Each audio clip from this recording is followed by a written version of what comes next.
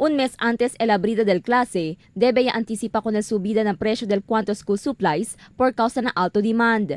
Por eso ahora pa lang el Departamento de Negosyo y Industria o DTI tabi siya itaman monitorya con el mga school supplies na mga establecimiento. Siguiendo el price increase del school supplies de más reciente como ali na National Capital Region.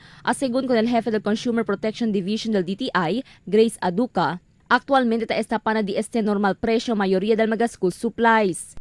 El pad paper grades 1 to 4.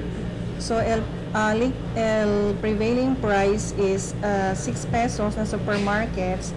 The same din last a week ago, sorry, and a month ago, so no changes in prices. That's for Alphabet 80 leaves, Classmate 80 leaves 8.25, Best Buy 80 leaves 8 pesos, Easy Right 80 leaves 19, that's 2 pads. And then NBS Basics 80 leaves 9 pesos.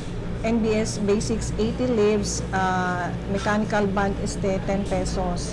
Más acerca el abrida del clase, hindi takita el posibilidad que tiene según cuantos el mga establecimiento el toma ventaja hacia subir presyo del mga school supplies. Por eso tadale aviso el DTI na mga establecimiento que tali lang na 10% el allowable price increase na kada school supplies. El enfrenta según castigo aquel mga establecimiento ya descubri ta toma ventaja hacia subir presyo del school supplies. El allowable increase kasi is only 10%. More than 10%, tiyan pa kami warning. So daw, inform kanila kay sobra palang show cause order. And then, pag mag-comply na sila, so okay lang. But if they don't comply, tiyan na mga penalties. Abierto también según el oficina del DTI na magareklamo desde el consumidores si tiene reklamo acerca na mga establecimiento ta vende bien caro kundi ilang mga produkto. El dale según insigidas aviso el DTI na publiko si tiene cambio na presyo del mga school supplies aber sale informaw el mga mayores y mga estudyante.